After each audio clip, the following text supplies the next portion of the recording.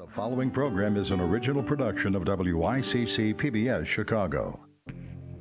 A cell phone can be a useful safety tool for teenagers, but also a dangerous one. Why are some minors facing serious legal consequences for using a mobile device? That's tonight on In the Loop.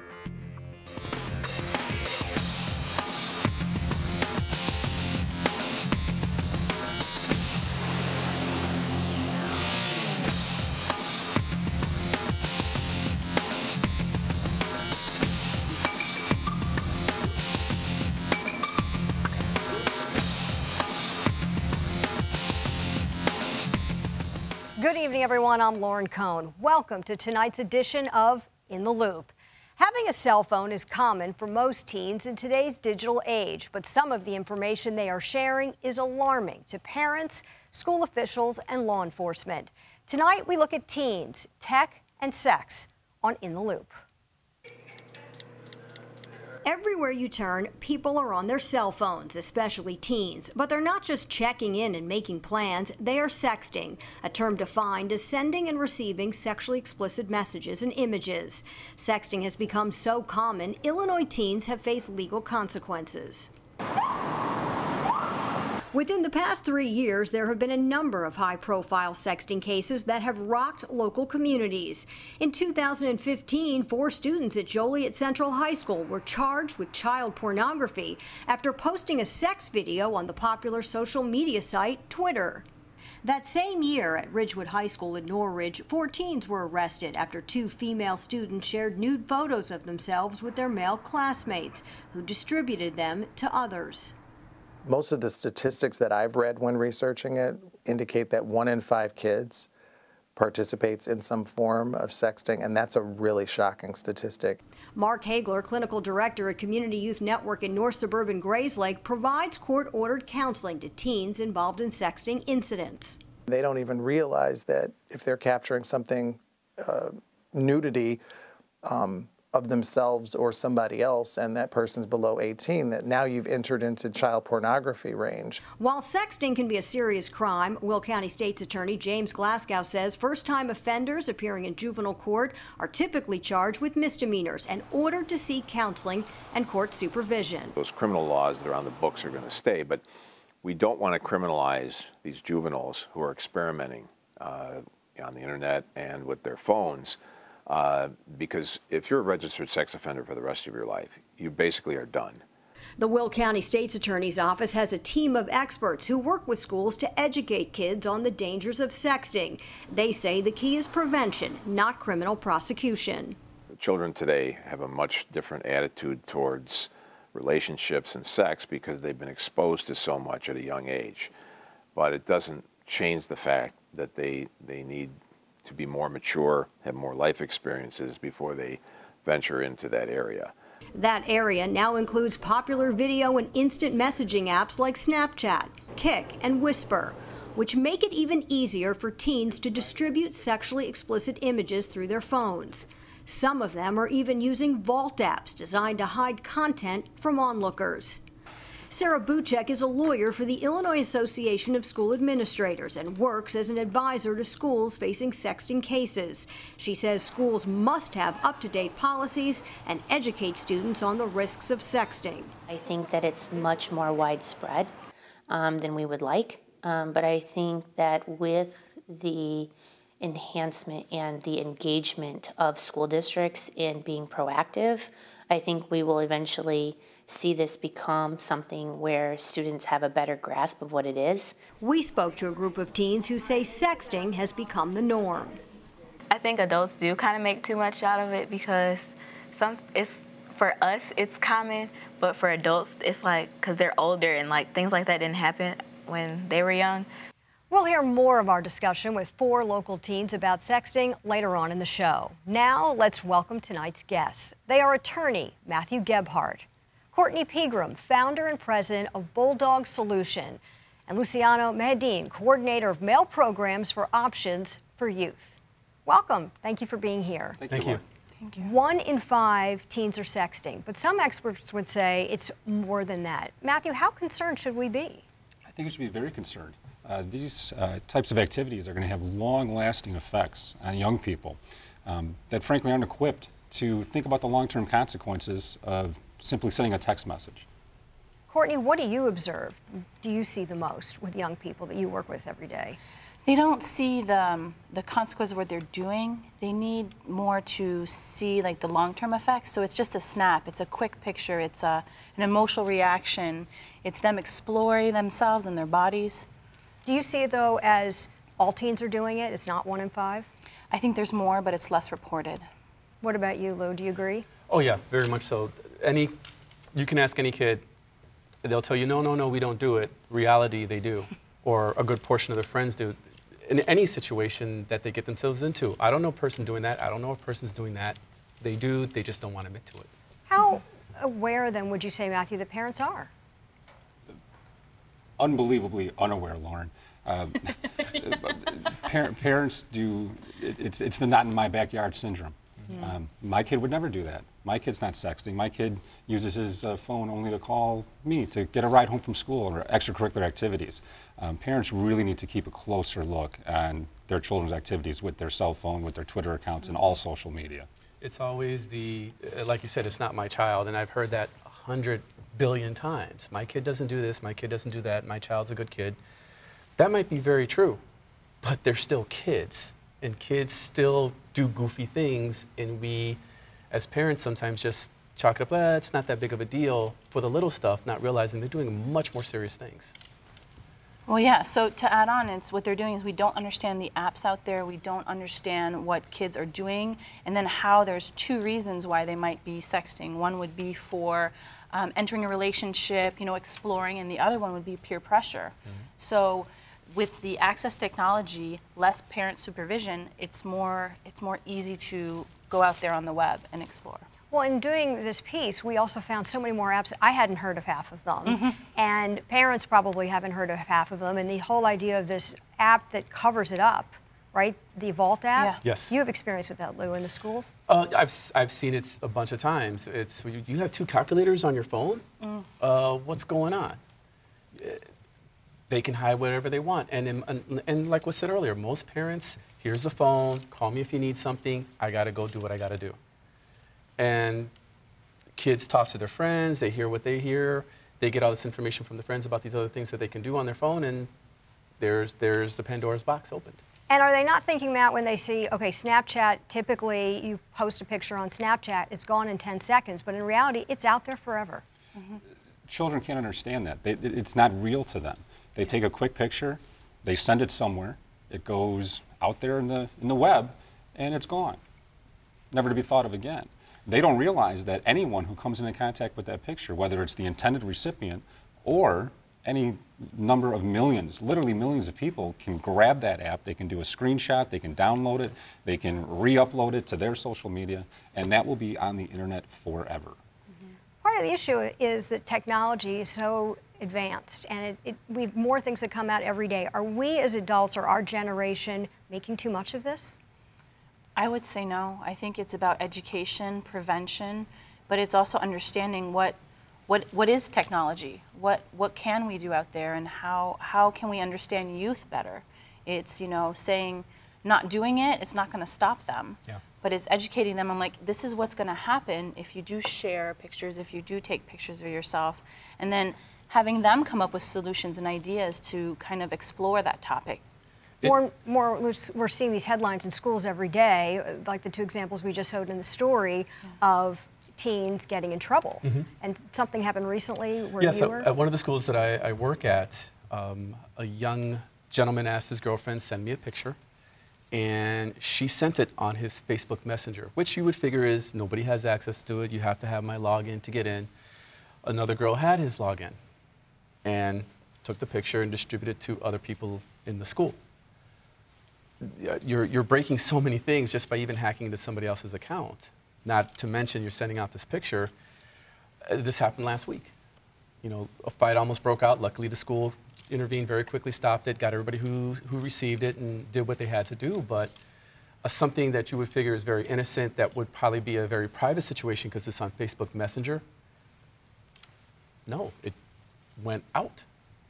Well, and then you know, one kid gets in trouble, right? What happened to the kids in this situation?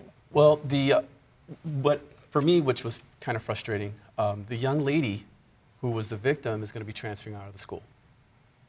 The one who hacked the picture is suspended.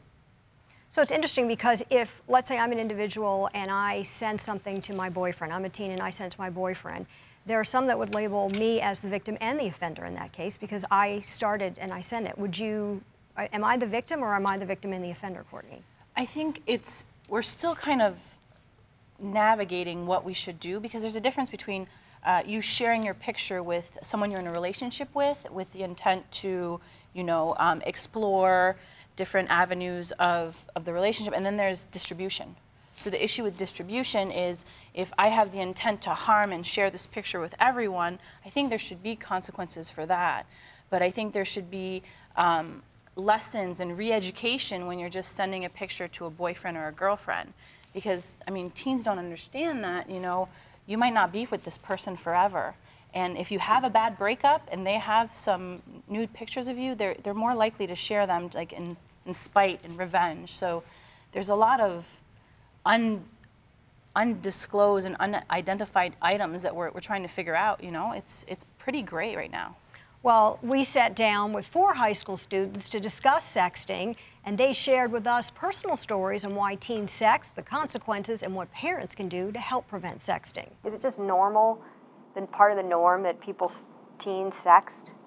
I would say it's pretty normal. I mean, like being teenagers and just texting on a normal, we're just comfortable with the way we just text. So the people who do that, it can lead up to that, and like it seems as if nothing big has happened. But to adults who are older than us and they see that from the youth, they might have a different perspective on it. Honestly, I would say yes, because some people see it as a different point of view. Like, it's different levels of sexting. It could be just as simple as a conversation, or it could be something as high as pictures. So it depends on how you look at it or what's going on in the conversation. So what, Diamond, would be the age then that this all starts at? It's younger and younger? I would say about junior high and up. So not too young, but not too old. Like, I would say if you're old enough to understand about what sexual contact is and you have a phone, then starting there. And is it true it's specific times of the day?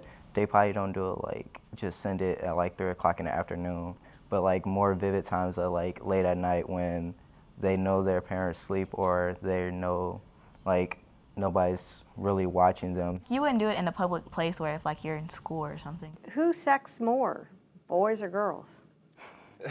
Anybody want to take that one? I'd say girls.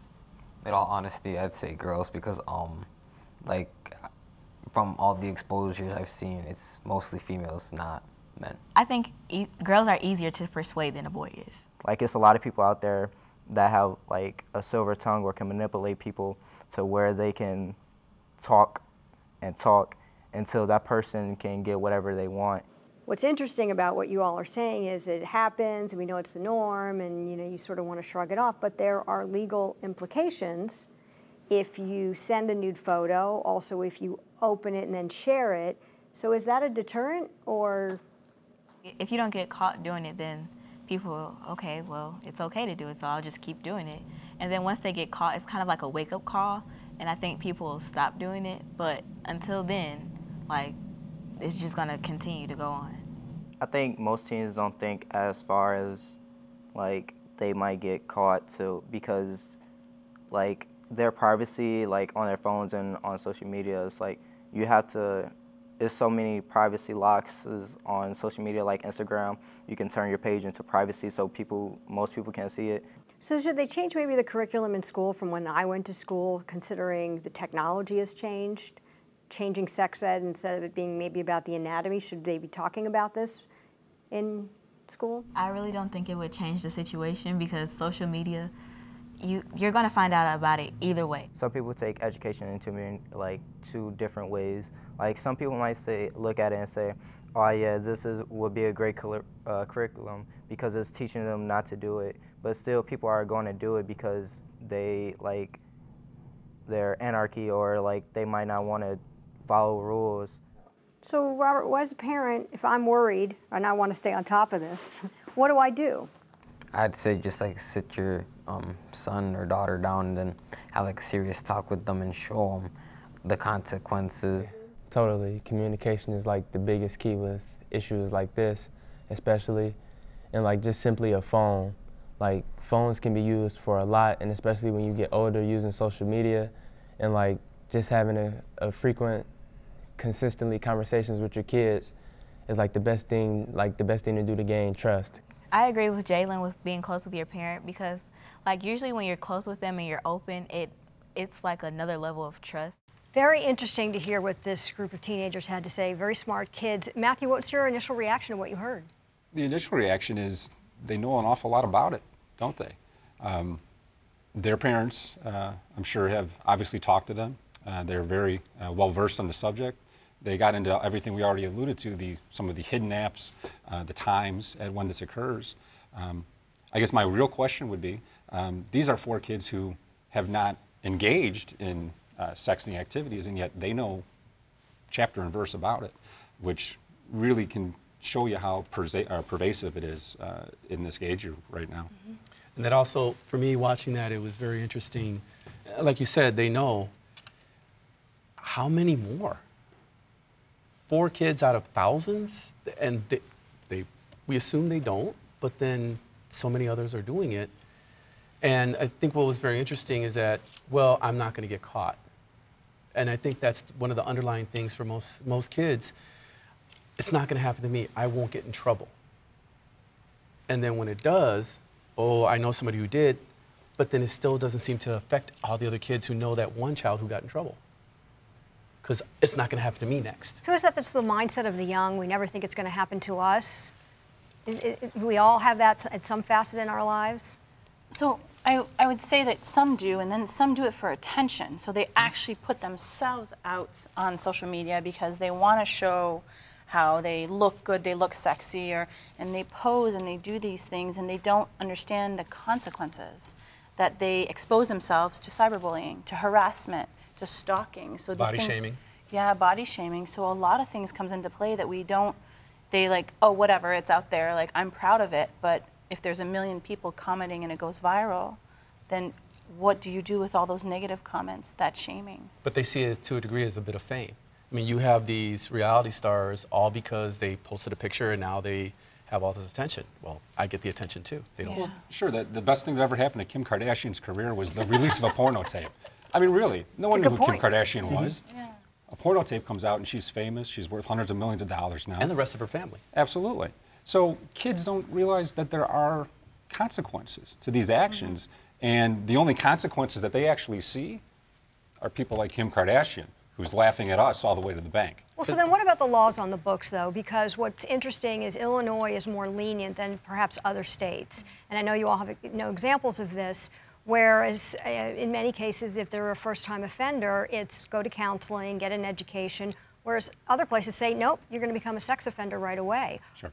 How should the legal system work with this, especially when technology is moving so fast, Matt? Well, the important distinction to remember, too, for this conversation is that we're going to talk about consensual activity between 2 parties. We're not going to get into situations where a third party comes in or one of those parties disseminates that information to a wide range of people. So the really important thing is to focus on the 2 willing participants in the activity, if you will. And we really have to educate them on the consequences of this kind of activity, whether it be reputation, whether it be future jobs, employment, the embarrassment, body shaming, things of that nature. It really has to be focused, I think, on education. The court system is a wonderful tool for certain things. However, I think it is ill-equipped to handle this kind of situation with young people. So then how do the schools court handle it? Do you suspend? Do you transfer? Do you kick out of school? So it's dependent on the school and the district. I know a lot of schools that handle it in-house, you know what I mean? And they take their matters, and according to their policy, they would address the situation of suspension, re-education, counseling. And I think that's better, actually, that the schools take care of it if they need to, versus it making it out to the media, because then it can get into the hands of the courts, and that can have some serious repercussion for the kid's future. Well, would you say that a second-time offender should face felony charges? Personally, yes. Because here you are, you made a mistake. When you repeat it, does it still become a mistake? No, you're doing this again and again. I do agree there should be an initial line of like, okay, you made a mistake, you're young. After you cross that line, there should be so much more serious consequences. What about what the teen said, that girls perhaps do it more than boys, initiate it? You're shaking your head, Courtney, so you know plenty about this. Yeah, I do. From work experience, I do, and then also what the research says is it's more prone that girls will expose themselves under peer pressure or under what they call relationship currency, where they want to share with the person, the boyfriend or girlfriend that they're dating. So they use these pictures as relationship currency back and forth. Would you want to see in your kids' school a part of the curriculum, or is it separate? Is it about people going in and lecturing in schools and being part of a program, as opposed to it being when we had sex ed and changing it from what I said, anatomy, to what's going on today? I think it has to be an all-encompassing effort. I think you need curriculum in the school. I think you need to have guest speakers come to the school. I think the parents have to be educated, frankly, on the issue. The very first, the very first thing is, I feel, is the parents need to be educated first, before the students, because parents need to hear what the student's going to be taught. So that way they learn the same thing. Students are taught next, and the encouragement should be, all right, you both have the same information, you two need to talk now. And that's the most effective teaching tool. Parents, child, then together. You don't do both, because kids will typically shut down with their parent there. They're not going to say things. Well, in theory, that model is great. In practice, it doesn't often apply. It's very hard. So it is. So thinking about how our brain operates too is kids are more at risk. They're taking risks. They're risky behaviors. They're putting themselves out there. They're trying new things. They're working off their emotions. So if we can actually do curriculums and programs that are more interactive and increase their empathy. So instead of thinking, oh, Kim Kardashian, she was famous, but oh, look at this 16-year-old girl that was a cheerleader and look how her life got destroyed. Right. And that could be me. Or look at, so they can see the correlation between them of this could happen to me. Right. We can't just tell kids this is bad. We have to explain to them why. Well, which brings me to this. Will County State's Attorney James Glasgow has some advice for parents whose teens are growing up in this digital world. We give talks on how to restrict your children on the internet, what different softwares are out there to block them, to let you monitor them. Those things are imperative in today's society. Just a hands-off, here's your computer and here's your phone and I'm not going to pay attention, that's a license for disaster. So that's the first thing that parents have to do. If you're going to provide that tremendous tool to your child, make sure that you can monitor it so they'll use it properly and reasonably. So then, in looking for solutions, how as a parent do you show trust for your child, at the same time monitor? How would you monitor? Well, for me, I have a 16-year-old son. And the one thing that I've always told my son, I'm your dad, I'm not your friend. And that might sound kind of harsh, but it's very true. So I need to see your phone. It's my phone. I pay the bills. You don't. I bought that phone. Does that go over well, Lou? My son, he doesn't like it, but he understands. Me and my son, we talk about a lot of stuff. He comes to me doing what I do in the population I work with teen parents. He knows I see a lot of different things. So he asks me a lot of questions. So we have that good communication. But I do have to lay down the law. I am dad. Let me see your phone. I need to see what's on there. And, here's my phone. Take a look. There has to be a bit of give and take. But the very first step is stop being your child's friend and be the parent. I think that's the very first step. And parents get the newest phones. Personally, I think a simple flip phone is all they need. Would you agree with that, Matt, as a parent? Sure. The number one thing parents can really do is educate themselves on what's going on out there. My son Sam is 7 years old, and I'm a technically proficient person. He knows more about apps than I do at this point. And sure, I have a job. I'm here this morning. Are there two calculators on his phone? No, not yet. No, not on his iPad either. But parents really have to become educated. They have to educate themselves. And it's hard with work and making school lunches. I understand that as we're all parents, but these are your kids, and you really have to get involved. I think back when I was a kid, and VCRs. My mom and dad could never program a VCR. Luciano, yeah, can you all done. It's the same thing. Most parents, they get the phone. My mom's intimidated by her iPhone. My sister got her an iPhone, and she's like, I don't know what to do. So, you know, we had to sit down and kind of help her. But how many other parents just get the phone and just kind of like, okay, I'm done. You have a phone. Call me when you need something. Well, Courtney, there has to be some trust with your kids. I mean, this is the fine line we all walk. Yeah. So it's about developing like a verbal or mutual contract between parent and child and having the conversation of like, okay, so what is Instagram? You know, what is Ask.fm? What is Kik? And then having them explain it to you and building that relationship and explaining that, you know, this is what will happen if you do this. So setting boundaries and expectations with your children is really important. So do we put the software, there's software programs that you can put to monitor. Should all kids, all parents have the software that's out there? I would say yes. Yeah. And to a certain age, because, you know, so the issue with like 11 and 12-year-olds that are sexting, you know, they don't know what they're doing. They might think it's just a game or they're just exploring, and not having the software, it can get them in really difficult situations and legal ramifications at 12. Is there a website or a best place for parents to go to find out those options that you know of? Yes, there is. So there's a few different options. It's called Frenity. Frenity is a great app for parents to explore as a first app for children because it's the parent-child together. They get to discover what social media is and what is to upload your picture, what is private versus public. That's a great, great app to use. Well, the only objection I guess I would have to that, sure, the software I'm sure works great, but the first line of defense is still the interpersonal relationship with your son or daughter. And while these things can still be used as a tool and a very effective one, if that's your only means of communicating or monitoring the behavior of your child, there's a far bigger problem. And too often parents, parents, adults everywhere are too busy on their phones and they're texting and working two jobs, and a lot of that communication doesn't occur the way it did when we were all young. There's a lot of times we go out to eat and we put the phone down, and I've seen a bunch of families, all the kids and the parents are on their phones doing something, and you know, I go to my wife, wow, they're having a great conversation, aren't they? You know, we get immersed in it as well. And as a parent, we have to put that down, you know, and parent.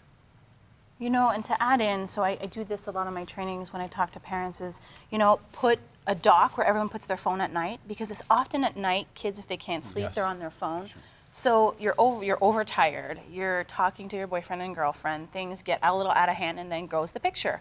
But that wouldn't happen if the phone was docked. That's a great idea. I hadn't thought about that. What a wonderful discussion. So much terrific information. Thank you all so much for being here today. And that wraps up this week's episode of In the Loop. And I would like to thank our guests, Matthew Gebhardt, Courtney Pegram, and Luciano Medellin. And to learn more about our guests and tonight's story on teens, tech, and sex, we invite you to log on to wycc.org and link to In the Loop. Until next time, I'm Lauren Cohn. Thanks for joining us and have a good night.